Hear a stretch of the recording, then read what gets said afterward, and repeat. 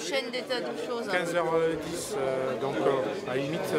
On peut commencer ensemble.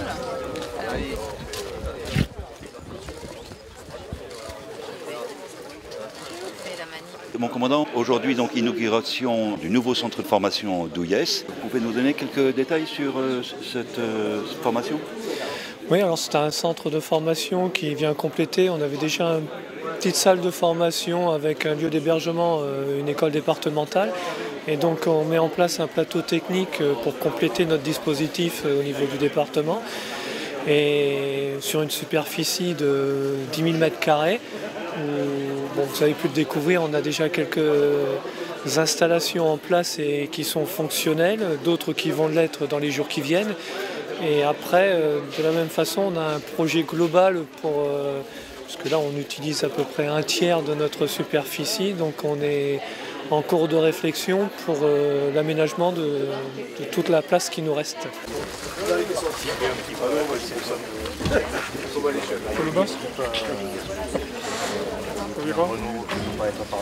Un parcours qui va jusqu'à 120 mètres avec de nombreuses difficultés intégrées lors de leur parcours. En matière de budget, ça s'est passé comment pour financer ce centre? Alors, pour l'instant, on arrive à mettre en place des installations sur un budget assez restreint, puisque en ce qui concerne la partie risque électrique sur le réseau, c'est un partenariat avec ERDF. Donc c'est du gagnant-gagnant ERDF SDIS et qui a été une opération transparente financièrement pour le service départemental. La partie zone photovoltaïque, c'est une société qui nous a installé les panneaux et qui revend l'électricité. Et donc on a tout le dispositif aussi qui est mis à notre disposition pour des raisons pédagogiques. Et ensuite, le CEPARI, on a réduit les coûts puisqu'on a eu l'achat du matériel et on a fait en interne tout l'aménagement, ce qui nous a permis d'avoir un outil à des coûts réduits. Et le seul investissement sur le marché, ce sont les parties caisson-feu qui ont été faits par des professionnels, parce que ça c'est un outil qui avait des domaines de sécurité sur lesquels on ne peut pas partir à l'improviste. Binôme numéro 1, prenez le parcours en sens inverse.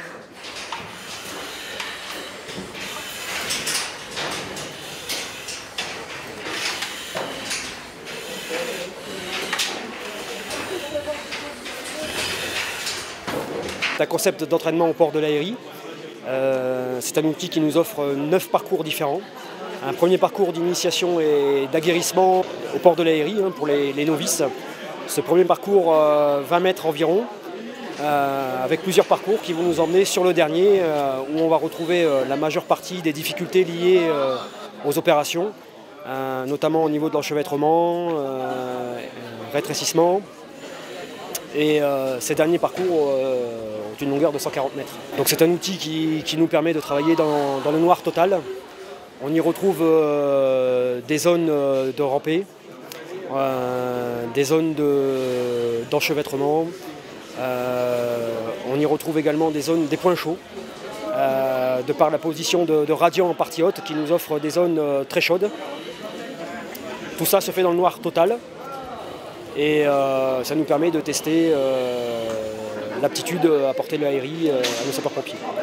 Chose importante, ce parcours nous permet aussi de vérifier leur lucidité, puisque toute opération a quand même un objectif bien particulier. Et lors de nos opérations, on se rend compte que le sapeur-pompier peut perdre une partie de sa lucidité due au stress lié à l'opération et lié au port de l'appareil. Donc dans cet outil, on arrive par la mise en situation, mise en condition, et également par la réalisation d'un test, à vérifier la lucidité de nos sapeurs-pompiers par un test que l'on appelle le boulier. C'est-à-dire qu'on va venir lui demander de mettre certaines boules de couleur dans certains endroits. Et en fonction de ce résultat, on verra s'il est capable de garder sa lucidité ou non face à l'opération et face au stress.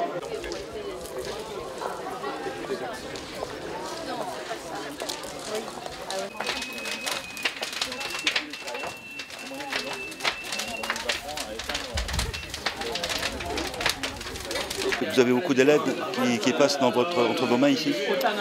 Alors on va en avoir de plus en plus puisque ces outils-là, notamment tous les outils qui nous permettent de traiter les phénomènes thermiques, sont un passage obligatoire pour tous nos stagiaires, quel que soit le niveau de formation du sapeur au plus gradé. Il y a un moment avec une prestation différente, mais il y a un passage obligatoire, donc c'est rendu obligatoire. Alors oui, ça va être de plus en plus utilisé.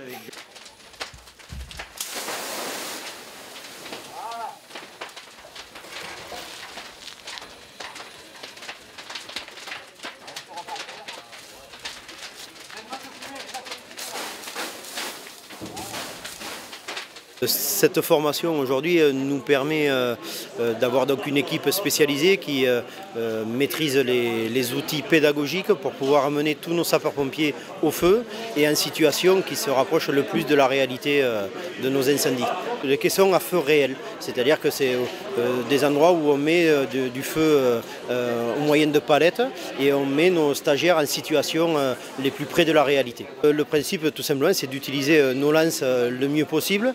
La première chose c'est surtout de pouvoir éteindre nos incendies au moyen de l'eau, donc apprendre nos stagiaires à éteindre les incendies au moyen d'eau, et de l'autre côté justement de ne pas trop en mettre pour ne pas faire de dégâts collatéraux sur ces incendies et grâce à l'eau malheureusement de détériorer ce qui n'est pas brûlé.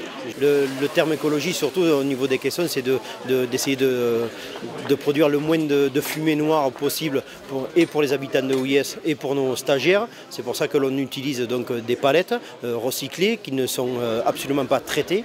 On utilise très peu de bois, c'est-à-dire entre 2 et 3 palettes par brûlage.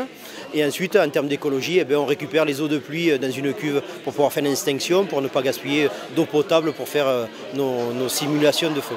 C'est un outil qui est à mon sens indispensable pour nos sapeurs-pompiers, pour notre sécurité et la sécurité de tous nos jeunes qui arrivent aujourd'hui pour leur présenter les feux en volume clos ou en extérieur et travailler en toute sécurité. Le département des Yvelines-et-Garonne vient de se doter d'un outil qui va permettre de former nos pompiers dans de meilleures conditions pour la sécurité de leur intervention et pour les préparer ou pour qu'ils soient plus efficaces face aux phénomènes thermiques qu'on découvre de plus en plus dans les interventions. Parallèlement à ça, on a un système de vidéosurveillance qui est là. Donc, vous l'avez vu.